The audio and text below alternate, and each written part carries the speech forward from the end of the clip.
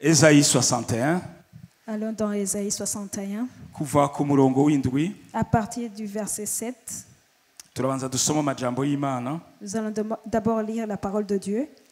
61 kuva kuri 7 dushike kuri 10. On va lire à partir du verset 7 jusqu'au verset 10. Havuga ngo kubwo kumaramara kwanyu muzoshumbushwa kabiri mu gishingo cyo gutetererwa muzonezererwa umugabane wanyu nico gituma mu gihugu canyu muzoshumbushwa kabiri mugira umunezero utazohera kuko je uhoraho nkundi bitunganye nanka ubwambuzi n'ibigabitanyo kandi nzobashumbusha ibikwiranye n'ukuri kwanje nzosezerana namwe isezerano ritazoshira abazobakomokako bazomenyekana mu mahanga n'uruvyaro rwanyu mu bandi bantu abazobabona bose bazobemera yuko muri hanga je uhoraho mpaye umugisha kuri 10 nzonezererwa cyane uhoraho umutima wanje umuvugiriza impundu uvugiriza impundu Imana yanje kuko yanyambitse inyambaro y'agakiza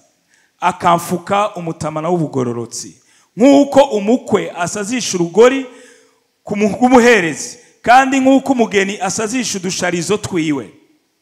Est-ce qu'on peut lire en français? Oui, oui. Le verset 7, au lieu de votre opprobre, vous aurez une portion double. Au lieu de l'ignominie, ils seront joyeux de leur part. Ils posséderont ainsi le double dans leur pays et leur joie sera éternelle. Car moi, l'Éternel, j'aime la justice. J'aurai la répine avec l'iniquité. Je leur donnerai fidèlement leur récompense et je traiterai avec eux une alliance éternelle. Leur race sera connue parmi les nations et leur postérité parmi les peuples. Tous ceux qui les verront reconnaîtront qu'ils sont une race bénie de l'Éternel. Le verset 10, je me réjouirai en l'Éternel, mon âme sera ravie d'allégresse en mon Dieu, car il m'a revêtu des vêtements du salut, il m'a couvert du manteau de la délivrance, comme le fiancé s'orne d'un diadème, comme la fiancée se pare de ses joyaux. Amen. Amen.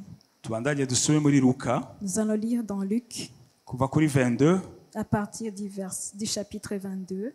15, chapitre 15. Luc 15, Duhere kuri 22. verset 22 Dushike kuri 24. jusqu'à 24.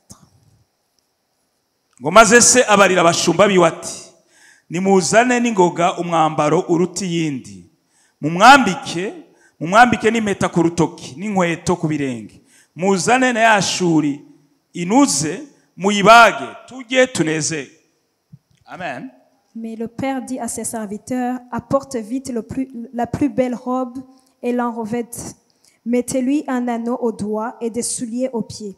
Amène le veau gras et tue-le, mangeons et réjouissons-nous. Hallelujah. Amen. Ijambo tugomba kuvugana ni jambo ryo kwambara umwambaro w'Imana. Là, nous allons partager une parole qui parle sur revêtir le vêtement de Dieu. Kwambara umwambaro w'Imana cyo kwambara ubwiza bw'Imana. Revêtir le vêtement de Dieu ou revêtir la présence de Dieu. Murazi ikintu cyo kwambara. Vous connaissez les vêtements. Dependamment n'ingene wambaye. Dépendamment de comment tu es vêtu. Abantu barashobora gutangura kukudefinisa. Les gens peuvent commencer à définir qui tu es. Dès que tu apparais, la façon dont tu es vêtu va parler. Pasteur Makaka yatangajwe n'ingene umugeni yambaye impuzu nyinshi. Pasteur Makaka était étonné de voir la mariée comment elle a porté son robe. Parce que l'habit parle. Le vêtement parle. Umukene yariko arasega. Un pauvre quand il est en train de mendier. Yambaye ikoti nk'uko nambaye. S'il met une veste comme je l'ai fait. Hama agasaba. Et qu'il est en train de mendier. Là tu vas te dire que cette personne peut-être a quelque chose qui ne va pas dans sa tête. Tu ne peux pas mendier alors que tu es revêtu d'un beau costume. C'est-à-dire que dans notre façon de vivre, le vêtement parle. C'est pour ça que dans certaines églises, ils vont pas te donner un bon siège vu la façon dont tu es habillé. Si tu veux essayer, va à l'église Pentecôte. Vas-y et porte une robe tu risques de te retrouver assis derrière. Parce que eux, ils disent que ce vêtement n'est pas adapté pour aller à l'église. kuravuga. Je voulais juste te dire que le vêtement parle. Iyo twambaye uko twambaye kuravuga. La façon dont on est habillé parle. Hariho akantu kaba Congo, abantu bo muri Congo Brazza, Congo Kinshasa. Il y a une spécialité des gens de la personne, Vous des avez gens de Kinshasa. Iyo bambaye Les na appellent démarche des irahinduka. Quand ils sont habillés, Ari umutipe avuga ngo je suis mordant. Kubera ukuntu yambaye il est agressif.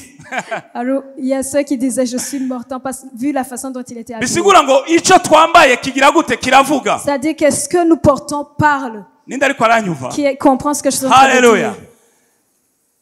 Uko useruka mu bantu wambaye kuraza kuvuga. La façon dont tu apparais devant les gens et vu ton accoutrement. Ni wagenda muri interview y'akazi. Si tu vas dans un interview de travail, utegereza kugira ukuntu uyipresenta imbere yuko uja imbere y'umukoresha. tu vas être présentable avant de te présenter devant Ni wagenda n'importe comment. Si tu y vas n'importe comment, arashobora no kutakumviriza. Il peut même ne pas t'écouter. Dependamment n'ingene wambaye. Dépendamment de la façon Niko ndavuga dont gusa ngo tu es. inyambaro ziravuga. Là, c'est juste pour vous dire que les vêtements parlent. Nico gituma Bibiliya nayo ikoresha iyi mvugo. C'est pour cela même la Bible utilise ce langage. Bibiliya ivuga yuko turi abana b'Imana. Il dit que nous sommes les enfants de Dieu, Twabaye abana b'ubwami bw'Imana. que nous sommes devenus enfants du royaume, Twabaye ivyaremwe bisha. que nous sommes devenus de nouvelles Twavuye mu créatures, bwami bw'umwiza. que nous avons quitté le royaume des Twinjira mu ténèbres bwami bw'umuco. et nous sommes entrés dans le royaume de Rero lumière. ubwami bw'Imana Alors, dans le royaume de Dieu, turambika umwambaro.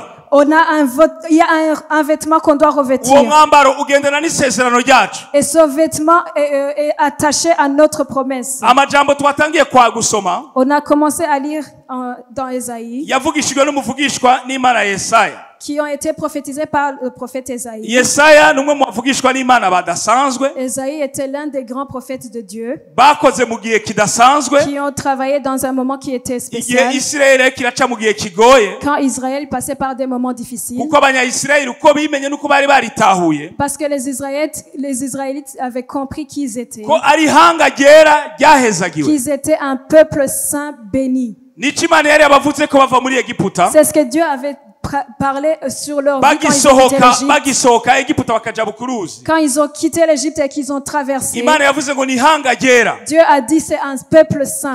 Ivuga yuko ari ubwoko buhezagiwe. Et il leur a dit qu'ils sont un peuple béni. Bava ngaho babibwirana ku mageneration n'amageneration. À partir de là, ils se sont transmis ce message de babibamwo génération en barabiryohererwamo génération. barabivyiniramwo. Alors ils étaient contents et heureux et ils vivaient dans Babiririmbamwo cette joie. baravyigishanyamwo. Ils s'enseignaient entre eux. Mugabo iki gihe ca Yesaya Alors à l'époque d'Ésaïe, ibintu vyari vyahindutse. les choses avaient changé. Ibintu vyari vyahindutse. Les choses avaient changé. Bagwa muri confusion. Ils étaient dans la confusion. Batangura kwibaza. Ils ont commencé à se poser des Bati questions. tubaye iki? Ils se disaient, qui sommes-nous? Imana yacu igiye hehe? Où est parti notre Dieu? Bagira isoni ku buzima bwabo. Ils avaient honte. Bisanga babaye inyagano. Ils sont devenus esclaves. Basanga babaye abakene. Ils sont devenus pauvres. Basanga babaye amahazwa. Ils sont devenus ceux qui étaient opprimés. Basanga baragowe. Ils sont devenus malheureux. Harahandi banditse baravuga Et il y a un autre passage où c'est ngo bari ku misozi ngo bari ku migezi y'i Babuloni. ils se disaient, ils étaient sur les bari ku migezi y'i Babuloni Ils étaient sur les torrents de Babylone ngo biranka ko baririmba. et ils n'arrivaient pas à chanter. Bagerageza kurondera ngene boririmbira ya Mana. Ils essayaient de chanter pour leur Dieu. Barondera amajambo boririmbira iyo Mana. Ils ont cherché les paroles pour chanter Barayabura pour kubera leur Dieu. amagorwa barimo. Et ils n'arrivaient pas à trouver les paroles à cause de Igihe leur cari malheur. cahindutse. Parce que les temps avaient changé. Hari habaye ibintu biteye Il ubwoba. y avait eu beaucoup de choses Desespoir terribles. yari yabaye niniya cane. Ils étaient désespérés. Nta vyizigiro Ils vyariho. n'avaient plus d'espoir. Haleluya. Amen. Haleluya. Amen. Igihe cari cahindutse ushobora kwibaza ko Imana yahindutse. Les temps avaient changé et ils pensaient que même Dieu avait changé. Haleluya. Amen. Uyu muvugishwa n'Imana Yesaya Alors ce prophète Ésaïe, niho avuga aya majambo. c'est là où il parle, il nous donne ses paroles. Akababwira ati kubwo kumaramara kwanyu. Il leur dit à cause de votre honte, Kubera yuko mwabaye mu isoni. parce que vous avez vécu dans la Kuko honte, mwaciye mu bigoye. parce que vous avez traversé des moments Mugiye difficiles, gucumbushwa kabiri. vous allez avoir une Ninde portion yanyumvise? double. Niyo message nazanye. C'est le message que je vous Niyo amène. message nazanye. C'est le message que j'ai amené. Haleluya, niyo message Amen. nazanye. C'est le message que j'ai amené. Imana imuheruka kunyigisha kudasengera Uburundi mu bigumbagumba. Dieu m'a appris dernièrement de ne pas prier par mes sentiments pour le Burundi. Ariko gusenga kubw'Imana yacu. mais de prier en fixant les Gusenga nka yeux par rapport Dawidi. à Dieu.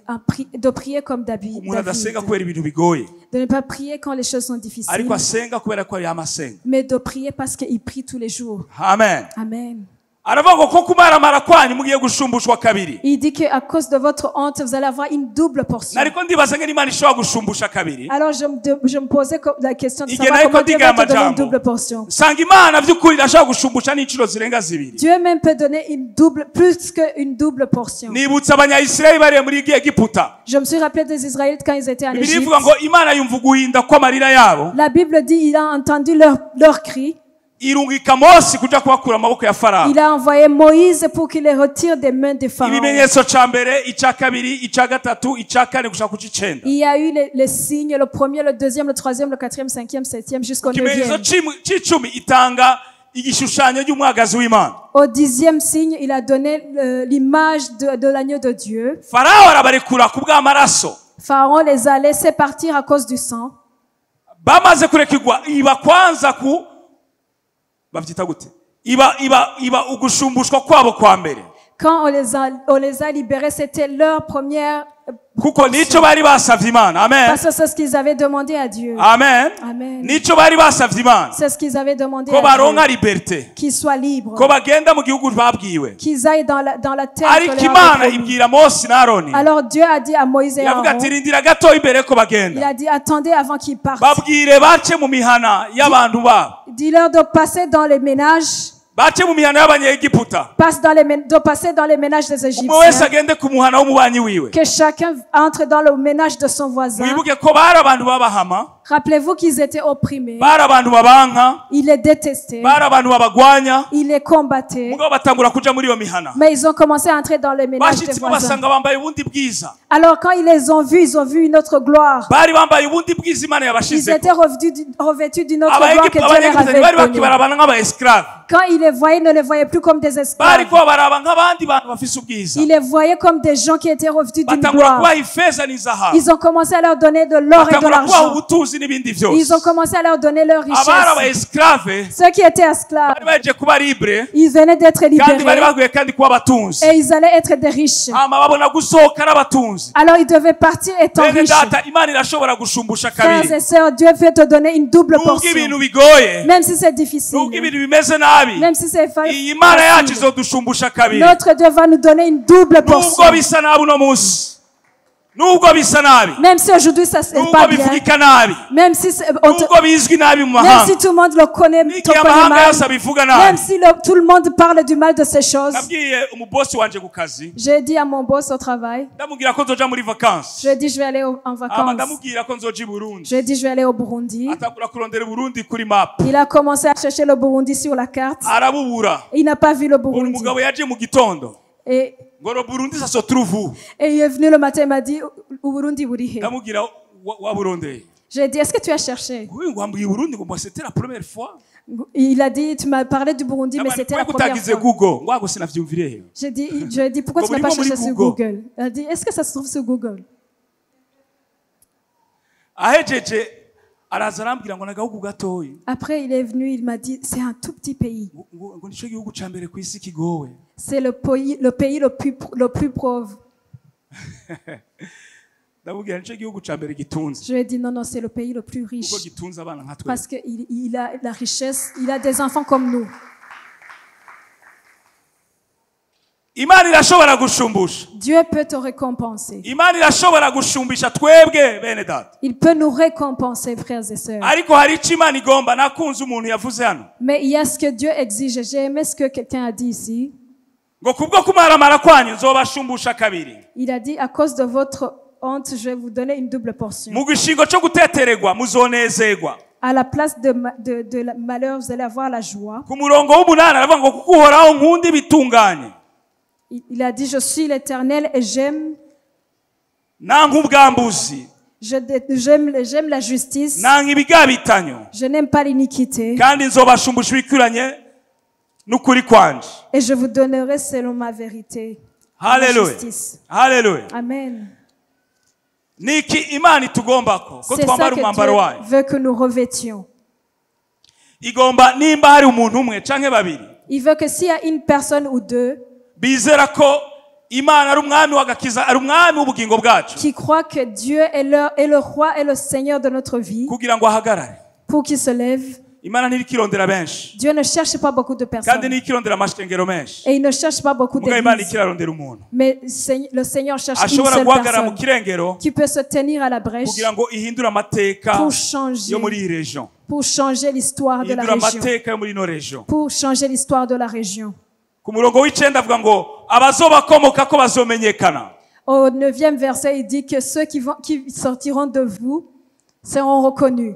Abazobakomoka ko bazomenyekana. Ceux qui sortiront de ce peuple seront connus. Ni ukuvuga ngo uruvyaro rwacu uhoraho yaruhaye umugisha. C'est-à-dire que notre descendance, Dieu l'a déjà bénie. Haleluya, Amen. haleluya, Amen. haleluya. Amen.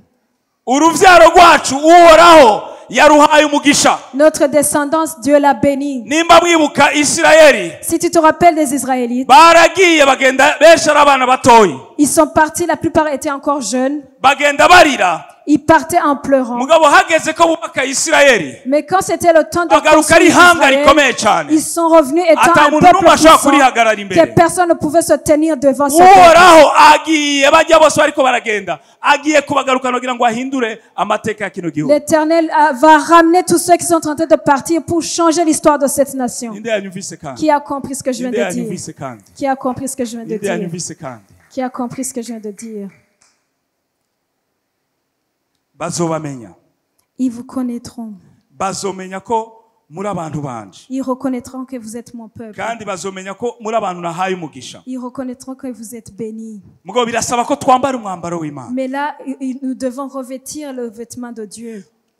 Birasaba ko twambara umwambaro w'Imana. Nous devons revêtir le vêtement de Dieu. Yakobo Jacob, igihe yariko arava mu buhungiro asubira mu gihugu Imana yamusezeraniye, quand il quittait l'exil pour aller dans la terre que Dieu l'avait Imana promis, iza kuvugana nawe muri Genèse 35, Dieu va lui parler en Genèse 35. iramubwira ati nimugende mu nyubakire igicaniro. Il lui dit, vas-y et construis pour moi un Ndi autel. ya Mana yaguha isezerano, Je suis le Dieu qui t'a donné la kandi promesse. ndi ya Mana yashitse ya migabo. Et je suis celui qui a accompli Yakobo les plans. agarutse kubwira umuryango wiwe Quand Jacob est venu pour parler à sa famille, kugira ngo baje kuri ico gicaniro Imana yababwiye ngo bubake, pour leur dire d'aller construire l'autel que Dieu arababwira leur ngo a dit, nimuhindure umwambaro mwese, il leur a dit, changez vos vêtements. nimuhindure impuzu. Changez vos vêtements. Mwahora muri impunzi, Vous étiez des mugabo uno munsi réfugiés, nimuhindure umwambaro, mais aujourd'hui, kuko changez vos tugiye vêtements. guhagarara mu cyo Imana yavuze. Parce que nous allons nous tenir là où Dieu a dit. Ninde yanyumvise? Qui a compris? Abwira umuryango we wose, Il a dit à toute sa n'abakozi famille bose, et ses n'abaesclave serviteurs bose, et ses esclaves, nimuhindure umwambaro. changez vos vêtements. Haleluya, Amen. haleluya. Amen. Yosefu ari mu ibohero, Joseph en prison. amakuru ashikira Farao Les nouvelles sont parvenues à ko hari Pharaon umuhungu mutoyi qui a un jeune ashobora garçon gusobanura indoto ya Rose. qui peut interpréter les songes. Farao aravuga ngo nimumuzane. Alors le Pharaon a dit, amène-le-moi. Muri Genèse 41 En Genèse 41, tubona ngo Yosefu mbere yo kuja kubonana n'umwami nous voyons que Joseph, avant d'aller rencontrer le roi, babanje kumuhindurira umwambaro. on a d'abord changé ses Ntiyari vêtements. gushobora kuja gukora umurimo w'Imana, Il n'allait pas accomplir l'œuvre du Seigneur. ntiyashobora kuja imbere y'umwami Il ne devait pas se présenter devant yambaye le umwambaro roi, w'ibohero. étant habillé comme un prisonnier. Ndashaka muve mu mwambaro w'ubuhunzi, J'aimerais vous dire de quitter le vêtement muve de mu mwambaro réfugié, w'akagaye, de quitter le muve mu vêtement mwambaro de w'ubukene, l'humiliation, de muve mu quitter le mwambaro vêtement, w'amagorwa, d'enlever le muve mu vêtement de mwambaro malheur, w'ibohero, mais de mwambare d'enlever le umwambaro wo vêtement de kuja prison imbere y'umwami. et de revêtir le vêtement de se présenter devant le roi. Haleluya. Amen. Ngo ashitse imbere ya Farao Quand il est arrivé devant Pharaon, atangura gusobanura indoto, il a commencé à interpréter le songe avugana ubwenge bwinshi avec intelligence ari mu bushobozi bw'Imana. dans la puissance de Dieu. Umwami Farao Le roi Pharaon, araraba uwo muhungu, il a regardé aravuga ce ngo jeune nta homme. wundi muntu n'umwe ashoboka muri kino gihugu Il a dit, il n'y a personne afise d'autre ubwenge dans ce bw'Imana nk'uyu pays muhungu. qui a l'intelligence de Dieu comme Aravuga ce ati garçon. désormais uyu muhungu Il a dit, désormais ce garçon, ntakiri uwo mwanzaniye imbere il yanje, n'est plus celui que vous avez amené abaye devant umuntu moi. akomeye mu gihugu. Il devient quelqu'un d'important dans ce pays. Avuga ngo nimumuhindurire umwambaro Il a kandi. dit, changez ses vêtements. Yesu ahabwa icyubahiro. Gloire à Dieu. Ndazi yuko muri kino gihugu kenshi abantu basenga ama promotion, Je sais que dans ce pays, les gens prient pour la promotion, pour avoir une voiture. C'est bien kuko ugenda n'amaguru arababara. Oui, c'est une bonne chose parce que marcher à pied, ça fait du mal. Mugabo uhora tugomba handi. Mais l'Éternel nous veut dans une autre dimension. Imana tugomba handi handi. Dieu nous veut dans une autre Igomba kuko dimension. dutambuka inambuko twambara umwambaro waho tugeze. Il veut qu'on puisse avancer et qu'on revête Imana son yagomba ko vêtement. twambara umwambaro ubereye abana b'Imana. Il veut qu'on revête le Nimba vêtement qui umukozi sied w'Imana aux nambara enfants umwambaro de Dieu. w'abakozi Si je b'Imana. suis serviteur de Dieu, que je porte le Nimba vêtement de umwana serviteur w'Imana de Dieu. ngaragare nk'umwana Si w'Imana. je suis enfant de Dieu, que je sois manifesté Nimba comme umwana enfant de w'umwami Dieu. mboneke nk'umwana Si je suis w'umwami. enfant du roi, que je Tureke sois vu kwambara comme manto tel. y'amagorwa. Au lieu de mettre le menton des Tureke malheurs, kwambara manto ya mandisite. au lieu de mettre le menton de la Agomba mendicité. kukubwira hari umugabo yitwa Bartanayo. Je vais te parler de Bartimée. Bartimée qui s'appelait Bartimée. Uyu mugabo Cet homme, ngo yari yicaye ku ibarabara ry'Yeriko. on dit qu'il était assis sur la route de Hama ngo Jéricho. yumva amakuru ya Kristo. Et il a entendu les nouvelles de Yari Christ. umuntu atabona. Il était aveugle. Yama aho hantu asegerereza. Il était assis toujours à cet endroit Kandi bari de mon baramubwiye Dieu. turi mu myi wowe ntushobora kuronka. On lui avait dit, toi tu es Wowe aveugle, tu ne peux ntacambukira. rien avoir, tu n'as rien à Bartime dire. yicaye ngaho. Bartimée qui était assis là, Yumva amakuru ya il Kristo. a entendu des nouvelles de Christ. Yumva ko Kristo agiye kurengana. Il a entendu que le Christ est passé par là. Il a commencé à Aravuga ngo crier. Yesu mwana wa Dawidi. Il a dit, Jésus, Yesu fils de mwana wa David, Dawidi. Jésus, fils de Babarira, David, babarira, aie pitié babarira. de moi, aie pitié de moi. Kubera yambaye manto y'ubukene. Parce qu'il avait le manteau de la mendicité. Kubera yuko ari impumyi. Parce qu'il est aveugle. Kubera atashusho nziza agira. Parce qu'il n'avait pas un beau Kubera visage. agayitse.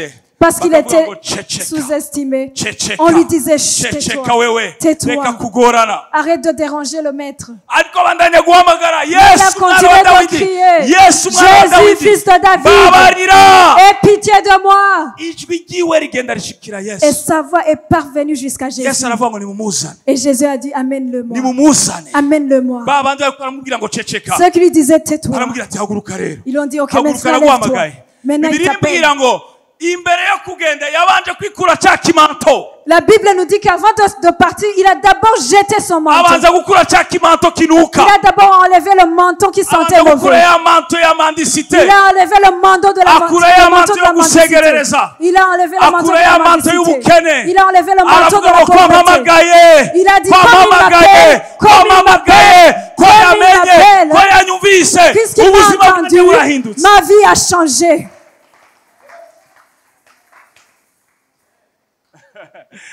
Haleluya. Amen. Kwamamagaye. Comme il m'appelle, Ubuzima bwanjye burahindutse. ma vie change. Sinshobora kugenda nambaye imanto y'ubukene Je ne kandi. peux pas y aller en portant son manteau de la pauvreté. Haleluya. Amen. Haleluya. Amen. Haleluya. Amen. Hari impuzu bantu b'Imana Il y a twambara des habits, frères et sœurs. abantu bakazibona bakabona ko ari nziza. Quand on les porte, les gens nous disent c'est des beaux vêtements. Mugabo ugasanga umwami ntazizi. Mais le roi ne les connaît pas.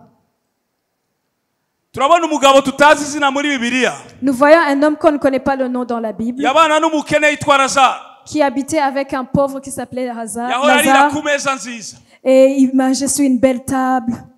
Hama akaba abana n'umukene yitwa Lazaro. Et il habitait avec un pauvre qui Bibiliya s'appelait avuga ngo Lazare. yama yambaye umwambaro w'inyambarabambe. La Bible dit qu'il portait des habits royaux. Akarya agasigaza. Il mangeait, il avait même des restes. C'est sûr que muri ville ahari. C'est sûr que dans la ville là où il habitait, C'est sûr que mu gihugu bari bamuzi. c'est-à-dire qu'il était, peut-être qu'il était Bakavuga connu ngo dans, n'umunyacubahiro. il était connu dans son Ayo pays. kumurera bamuramutsa bafukamye. Peut-être que pour le saluer, tout le monde se mettait comme ça. Abantu kumbure à muri genoux. quartier bari bamuzi bose. Peut-être dans le quartier, tout le monde le connaissait. Peut-être bari bamuzi. Peut-être on le connaissait. Ariko igihe bavuye mu mubiri na Lazaro. Mais quand ils étaient plus dans la chair, Bibiliya itwereka yuko ubwami bw'Imana butari bumuzi. quand ils sont morts, le royaume de Dieu ne l'a pas reconnu. Haleluya. Amen. Haleluya. Amen. Malgré icyubahiro ciwe cyose cyo mw'isi. Malgré qu'il avait l'honneur, tous les honneurs sur la terre, Mugabo mw'ijuru yari bamuzi. mais au ciel, on ne le connaissait pas. Rero aha ku murongo w'icumi muri Yesaya. Alors au verset Havuze 10 ngo dans Isaïe, nzonezererwa Uhoraho. la Bible dit que je me réjouirai dans l'Éternel. Vugiriza impundu Imana yanje. Je donnerai des cris de joie Kuko à mon yanyambitse Dieu umwambaro. parce qu'il m'a revêtu. Kubera yuko yanyambitse umwambaro. Parce qu'il m'a revêtu. Kubera yuko yanyambitse umwambaro. Parce qu'il m'a revêtu. Vuga ngo kubera uko Uhoraho yanyambitse umwambaro. Parce que l'Éternel m'a revêtu. Sema amen. Amen. Haleluya. Amen. kuko uhoraho yanyambitse umwambaro Parce que l'Éternel m'a revêtu. ntiyanyambitse iyi kositime Il m'a pas donné ce vêtement. yanyambitse umwambaro ujana n'izina Il m'a donné un vêtement qui concorde avec mon nom. iyo imana ikwambitse umwambaro Quand Dieu te donne un vêtement, iguhindurira n'izina il change même ton nom. haleluya Amen. haleluya Amen. kuko yanyambitse Parce qu'il m'a revêtu. tugomba kuvuga iyo nyambaro Nous allons parler de ce vêtement. tubona wa mwana w'icangazi Quand nous voyons le fils prodigue, igihe yaza kuri se quand il est revenu vers son père, mvuge ati imana yacu ni nziza dites notre Dieu est bon. usemeri amen Amen. bouge un peu uti imana yacu ni nziza Dites notre notre Dieu Dieu est est bon. riche amen Amen. ifeza n'izahabu tout Dieu kandi ndababwira ikintu cantangaje Je vous dis quelque chose qui m'a étonné. nta kintu na kimwe dusaba imana ntikiduhe On ne demande rien à Dieu qui ne puisse pas nous donner. uyu mwana w'icangazi Son fils prodigue, yaba kwasi il habitait chez son père. yaba mu butunzi bwose Il était dans la richesse. byose byari bihari Tout était là. yaba mu rukundo rwa se Il était dans l'amour de son se père. yari umutunzi Son père était riche. araza kubwira se Il est venu dire à son père, ati ma il a dit, donne-moi. ivyanje Donne-moi ma part. ma Donne-moi. n'est-ce pas c'est comme ça qu'on prie hein Uko niko dusenga. Père fais-moi Data, grâce girira ubuntu. baramfashe nabi bamenye ko ndi Ils m'ont gihangange sous-estimé, ils vont voir que je suis quelqu'un d'important. donne-moi la promotion père Il m'a promotion, papa. oh makugendera mu ndege ndo nkikiviza ngende muri Amerika Donne-moi le visa pour que je puisse voyager en avion et que j'aille en Amérique. bareza gutunga ndabatunda basumbe bose Donne-moi la richesse pour que je sois au plus Père, haut, écoute, le plus beau, il le donne. plus grand riche de ce monde. imana ikumva igatanga Dieu écoute et il te donne. hama duhejeje oh imana yangiriye Et neza après on danse, Dieu m'a fait du bien. Dieu va faire encore Imana igiye gukora kandi. kubera yaguhaye promotion Parce qu'il t'a donné la promotion, ukaryoherwa tu es content. ico nico washatse Ça, c'est ce que tu as désiré. ico nico wewe washatse C'est ce que toi, tu as désiré. subiramo ati ico nico nashatse Répète après moi, ça, c'est ce que j'ai désiré. wayibaje ati none papa ushaka iki nawe Est-ce que tu as demandé à ton papa, qu'est-ce que tu veux pour moi? niko tugenda tukaronka ibintu tugaca twibagira n'imana C'est comme ça que nous recevons ce que nous avons demandé et nous oublions même Dieu. pastor Pasteur. musenge abantu bafise promotion muzoce mubagira na deliverance kuko vous allez les perdre Les gens qui reçoivent des promotions, priez pour eux parce que vous allez les perdre. abantu basengera mu mariage Ceux qui prient pour le mariage, aheje kuba marié quand ils sont mariés, ngo hariya ngo nta buvugishwa bugihari là, ils commencent à dire, là, il n'y a plus de prophétie dans pasteur cette n'est église. plus sous l'onction Le pasteur n'est plus rempli d'onction. uyu mwana asaba se ati mpa Cet enfant a dit à son père, donne-moi. bibiri twereka yuko se yamuhaye Et la Bible nous dit que son père lui a vraiment donné. aragenda ararya aranwa Il araryoherwa est parti, il a mangé, il a bu, il était joyeux. hama ahejeje kubiheza Et quand il a dilapidé tout ce qu'il avait asanga vu, isi nacitanga il a vu que le monde ne donnait rien.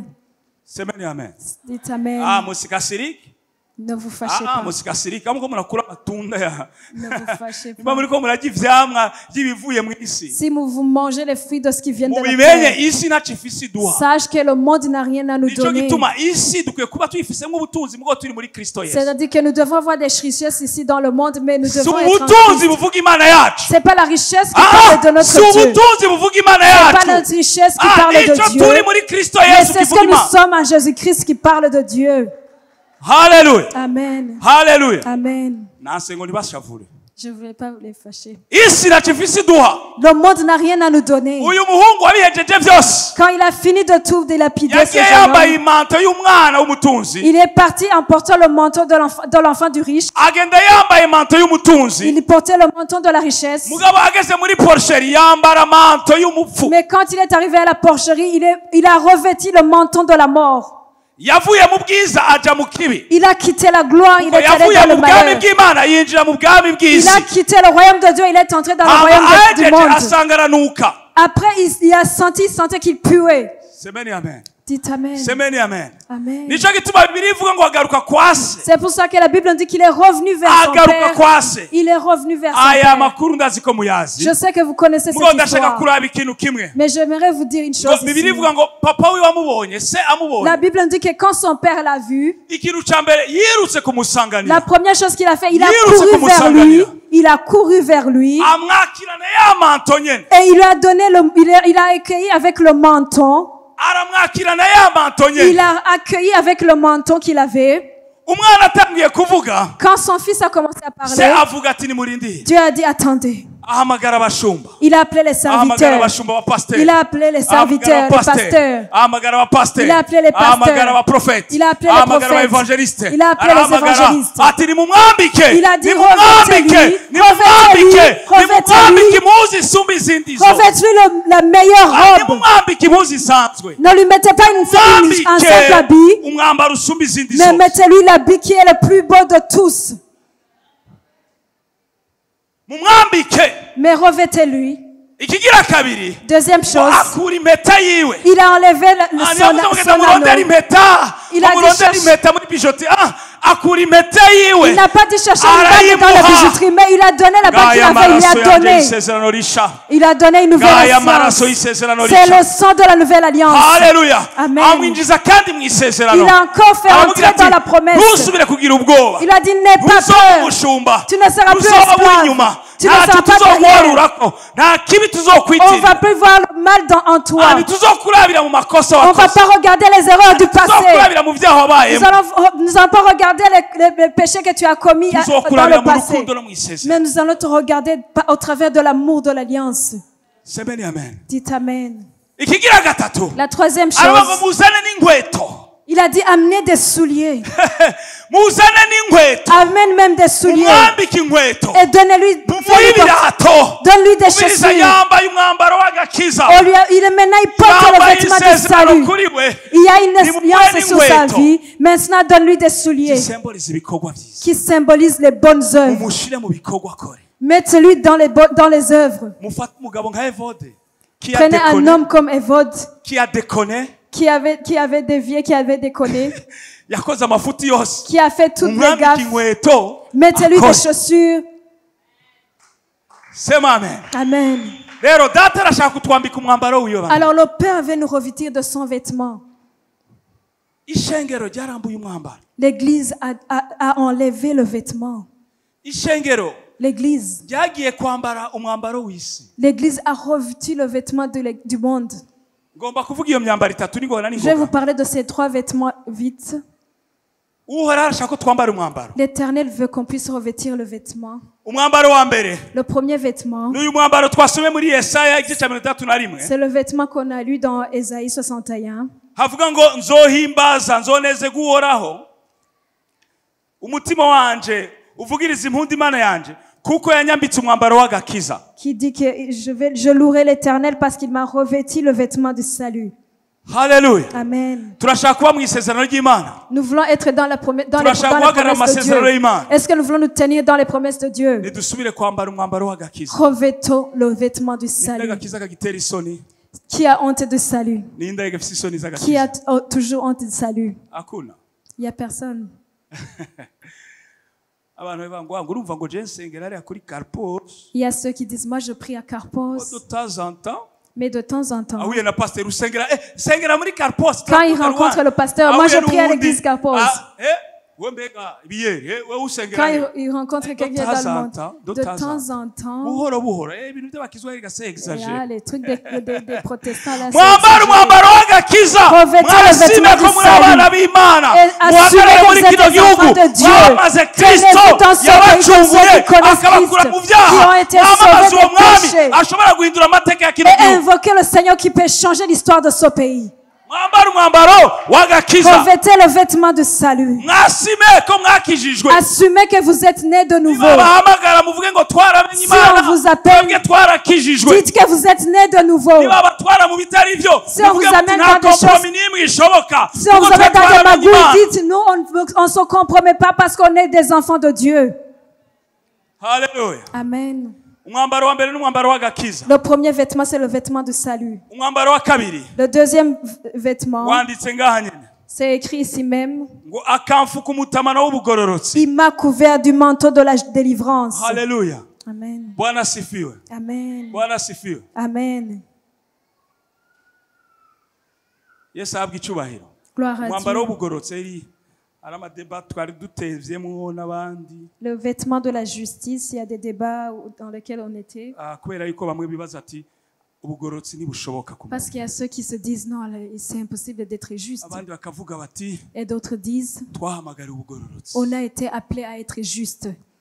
Abandi bagasoma Et d'autres lisent bati ntawe ugororoka ntawe ushoboka. et ils disent, il n'y a personne qui peut Ubwo être ndashaka juste. kubwira ikintu kimwe. Mais j'aimerais te dire quelque chose. Nimba ubugororotsi budashoboka Si c'est impossible d'être juste, kubera iki Kristo yapfuye? pourquoi Christ est mort? Semeni amen. Dites Amen. Kubera iki yapfuye? Pourquoi Christ est Si mort? ubugororotsi twebwe twihereza. C'est pas la justice que nous-mêmes nous Niyambaro we pouvons acquérir. atwambika. C'est lui-même qui nous Kubera revêt de cette adukura justice. mwanda. Parce qu'il nous Akadukura mu tire de la ishayi. boue, Adukura mu isoni. il nous enlève de la Akatwambika honte amanto yiwe. et il nous revêt de Igihe son yurira manteau. umusaraba Quand il était sur la croix, yakuye icubahiro ciwe. il a enlevé sa gloire. Yemeye kwambara ubusa Il a accepté d'être nu kugira ngo je nawe twambare. pour que toi et moi on soit Igihe revêtus. bamuvuma bakamugira umuvume. Quand on crachait sur lui, quand Kwari il kugira ngo je était, nawe tumuhezagire. c'était pour que toi et moi on devienne bénédiction. Ukwizera kwacu Notre croyance kuzana ubugororotsi bw'Imana muri twebwe. amène la justice de Dieu en Musomye muri nous. Yohana igice ca 17. Quand vous lisez dans Jean 17, Yesu ariko arasengera abigishwa. quand Jésus qui priait pour ses disciples, Aravuga ngo data il dit bari Père, mw'isi ariko si ils ab'isi. sont dans le monde, ils ne sont pas du Sindagusaba ngo monde. bakure mw'isi. Je ne prie pas pour que tu Ariko les enlèves ndakwinginga du ngo monde, bazigamire mw'isi. mais je prie que tu les Kuri gardes dans ce 17 monde. avuga gucyanye.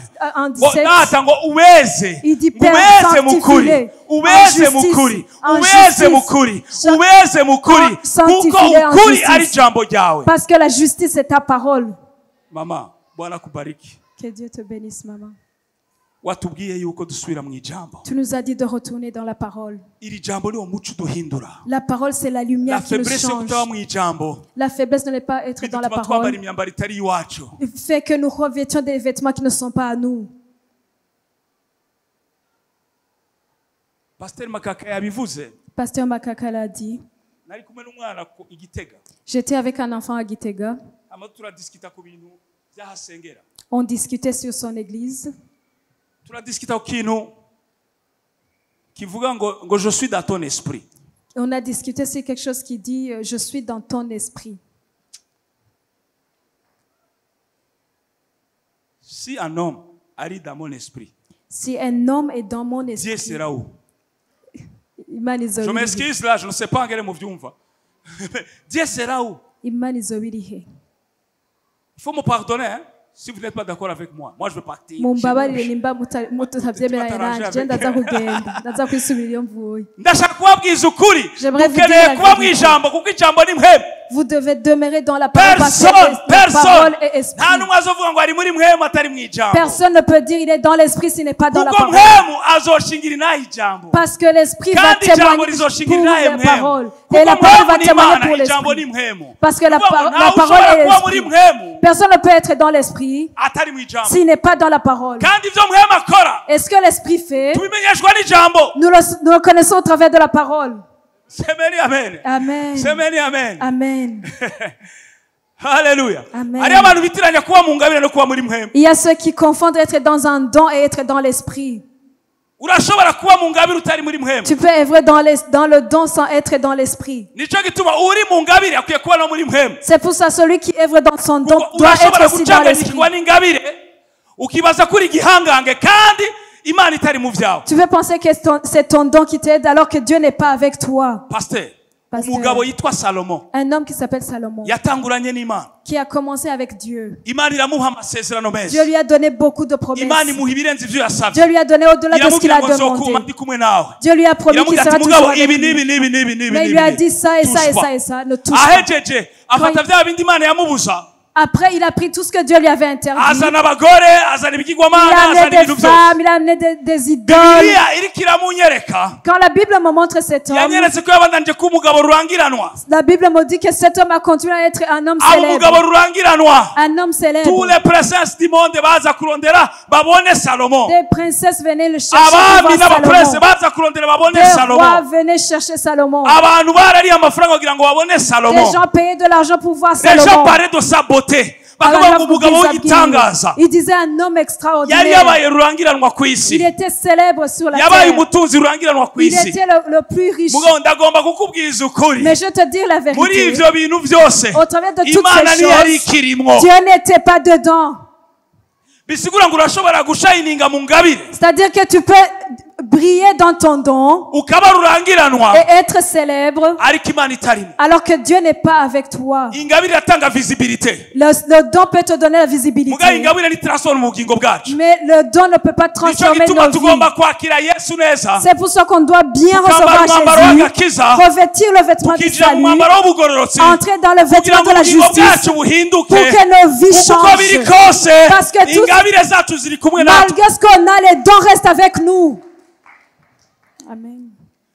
iyi myambaro ibiri Ces deux vêtements, ngira mpeze je vais iyi finir. myambaro ibiri Ces deux vêtements iduha uburenganzira bwo kwambara umwambaro ugira gatatu. nous donnent le pouvoir de pouvoir revêtir le troisième vêtement. utambaye umwambaro wa mbere Si tu n'as pas porté le premier ngo vêtement, wambare umwambaro ugira kabiri. ni porté le deuxième vêtement, le marié uri muri fo mariage kwa umwe yagira mariage il ntiziyaje n'est pas là.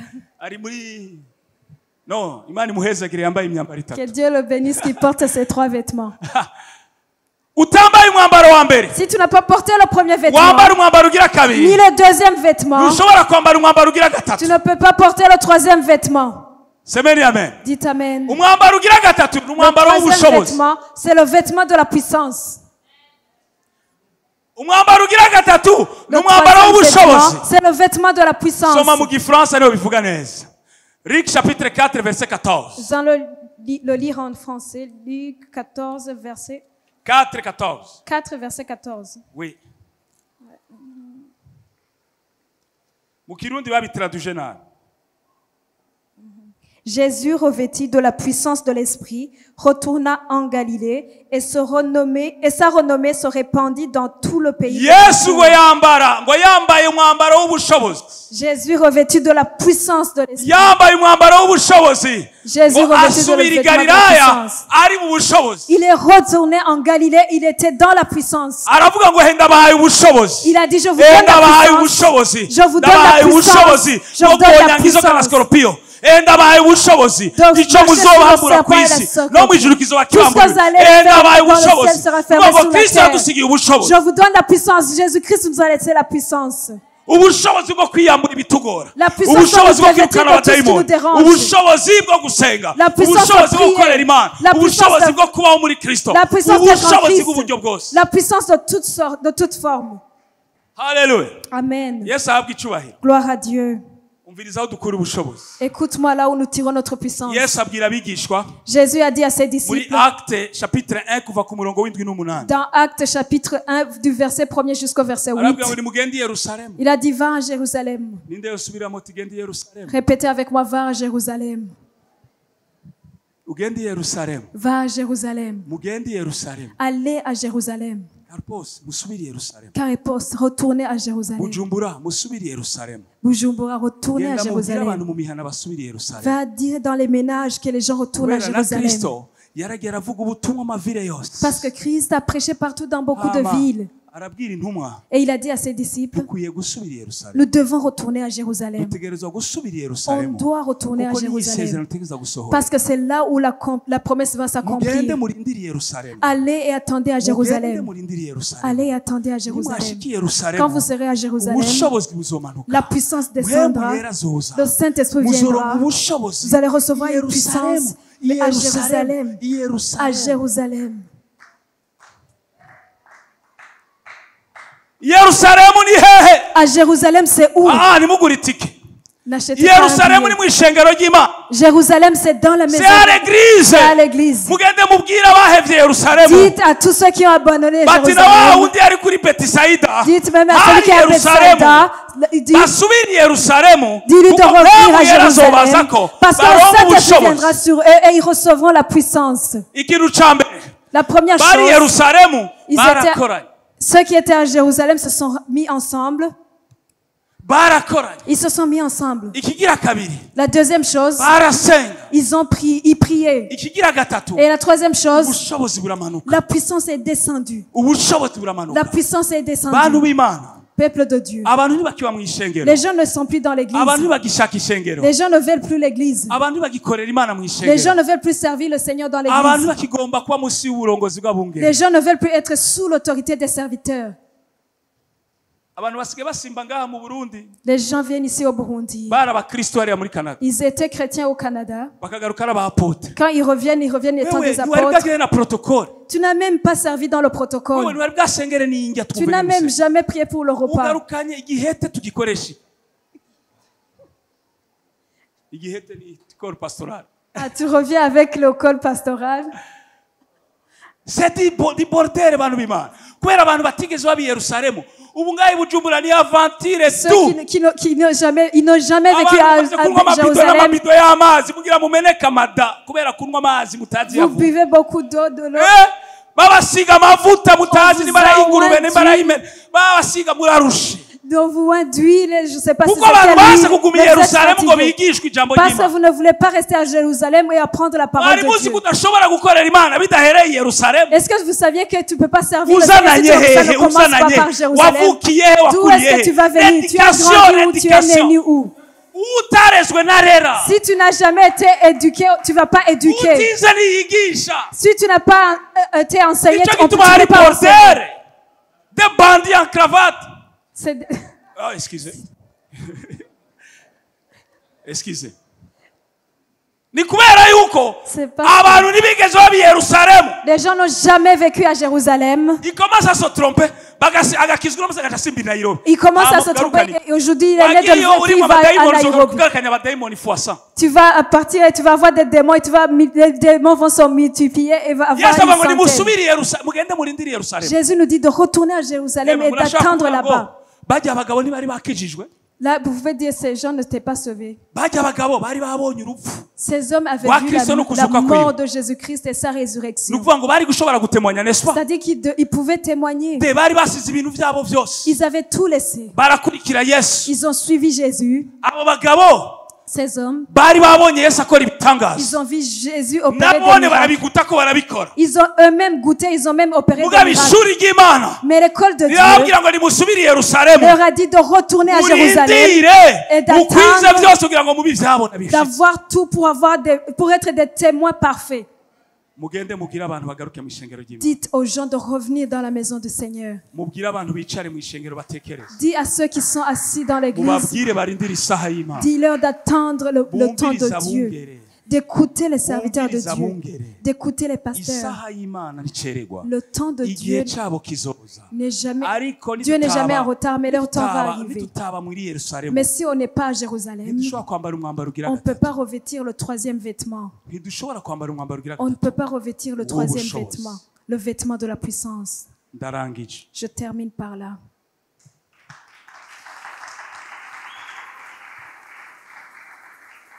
Ndarangije. Je termine par là.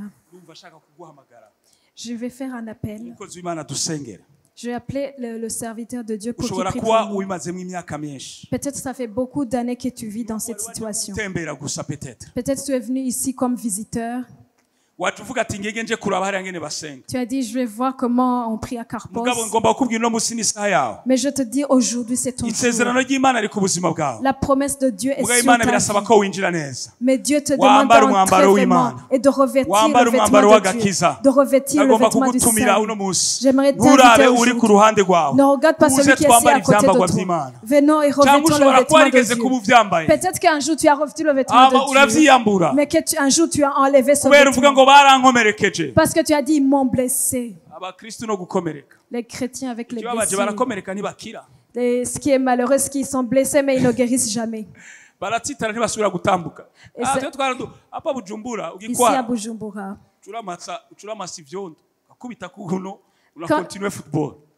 Quand tu te fais mal au mugabo abakristo no petit munsi orteil, tu baratsitara ramasses la boue bagaca et tu mets bihagarika dessus. byose. Là, aujourd'hui, les chrétiens ils disent Nibo on m'a barakomeretse blessé et nawe. ils arrêtent tout. barashaka kudusengera tugakira uno munsi. Peut-être si tu es Kugira ngo blessé, on peut dukomeze prier pour urugendo. toi aujourd'hui et tu peux être guéri. urashobora kuza tugasenga. Tu peux venir, on va prier. ntutinye N'aie pas peur. ntutinye nturabe mugenzi Ne wawe. regarde pas ton urashobora voisin. kuza wiruka Viens vite ukavuga en ati uno courant. munsi nanjye ndagomba kwambara Tu umwambaro. vas dire, moi aujourd'hui uno je munsi vais ndagomba revêtir kandi ce kwambara vêtement. umwambaro w'abana Je b'Imana. vais revêtir encore le wibuka vêtement des enfants abanyayisirayeli ingene de Dieu. baciye bashaza imbere y'abanyegiputa. Rappelle-toi comment les Égyptiens étaient bien habillés, Bahora bien basa habillés devant les n'abayesclaves. Égyptiens. Ceux qui étaient des esclaves, bahinduka abantu bafite ubwiza bw'Imana. ils ont été transformés. Ils numva revêtaient ari la umuntu puissance Imana de igomba Dieu. kwambara umwambaro Je sens qu'il y a w'akagaye. quelqu'un que Dieu va enlever le vêtement de umwambaro w'amasirino bakwise. le vêtement des surnoms qu'on t'a donné. Imana igomba kuguha irindi zina. Dieu veut te donner un autre urashobora nom. kuza ntutinye. Viens vite, n'aie pas Nuzi uno peur. munsi. Viens, kuko ejo siyo tuzoba turi. viens aujourd'hui parce que ejo demain on ngaho ne tuzoba sera pas là. twugaye. Demain Bazogaruka ici, ça sera mercredi. fermé. Ça, kandi on mereke tuzoba reviendra ari ku kazi. urashobora mercredi. kunyaruka uno Et munsi. mercredi, tu seras au urasho travail. isaha ni Viens aujourd'hui, isaha c'est n'uno ton munsi. heure. wewe L'heure, na c'est Kristo uno aujourd'hui. munsi isaha yawe. Aujourd'hui, c'est urashobora ton kuza heure. wiruka ntutinye. Viens ntutinye, vite, viens ntutinye. vite. Imana irashaka kurestora byose. Dieu peut Uno tout munsi restaurer. numva Imana igomba kwambika uwundi Je mwambaro. sens que Dieu va te donner un Imana nouveau igomba vêtement. kukugira mushasha. Dieu va faire de Imana toi ishaka une nouvelle guhindura amateka créature. yawe.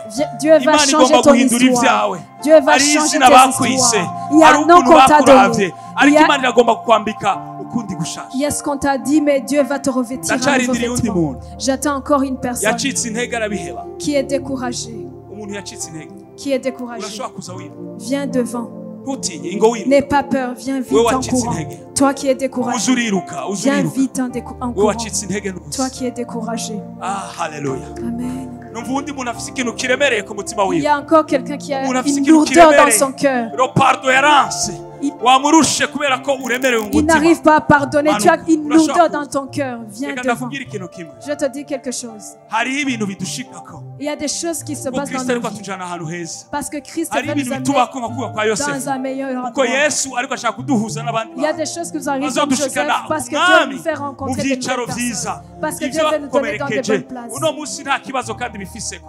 Peu importe ce qui t'a blessé. ndacarindiriye undi muntu. J'attends encore une personne. umuntu ariko aravuga ngo none jeni bambona najya imbere. Je sens quelqu'un qui dit si on me voit avancer, viens devant, kanumire avance. abakozi b'Imana bazi J'appelais les Abakozi b'Imana serviteurs bazi. de Dieu qu'ils avancent devant basengera ubwoko bw'Imana. pour qu'ils prient pour le peuple de Dieu. abinginge muze abanye n'ubwoko bushasha Ça, bwatoranije. c'est un nouveau peuple aba qui a ni été ibyaremwe choisi. bishasha ndabona C'est ubwiza une bw'Imana nouvelle kuri bo. créature. Je Ndabona vois ibihe la bishasha. gloire de Dieu sur l'homme. mubafate mubagumye ntimubarekure kuko binjijwe mu kindi gihe Les cy'Imana. délais parce qu'ils vont entrer binjijwe dans mu un kindi nouveau gihe temps dans le binjije Seigneur. mu kindi gihe Ils entrent magnifique. dans un nouveau. ufate uwo mumama magnifique ntumurekure ntumurekure.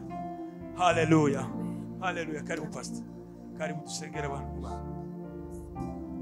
haleluya. On va se lever.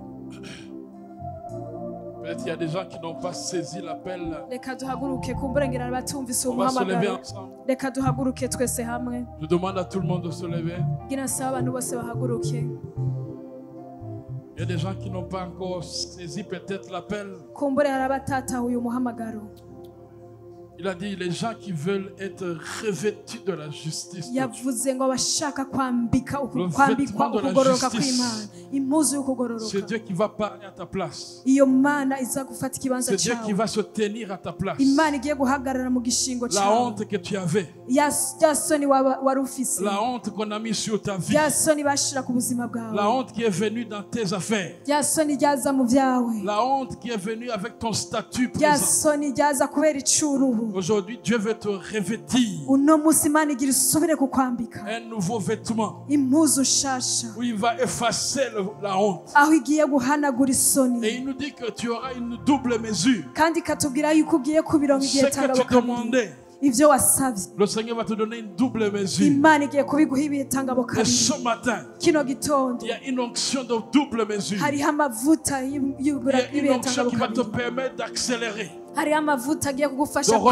recevoir ce que tu devais recevoir avant, kuronka ibyo wategeza kuronka mais à une double mesure. ariko biguhe ibihe tangabo kabiri. Il vient de nous dire qu'il y a un vêtement de puissance. Igiye kukwambika impuzu Il y a des y'ububasha. choses que toi tu n'es pas capable de faire. Hari ibintu wowe udashoboye gukora.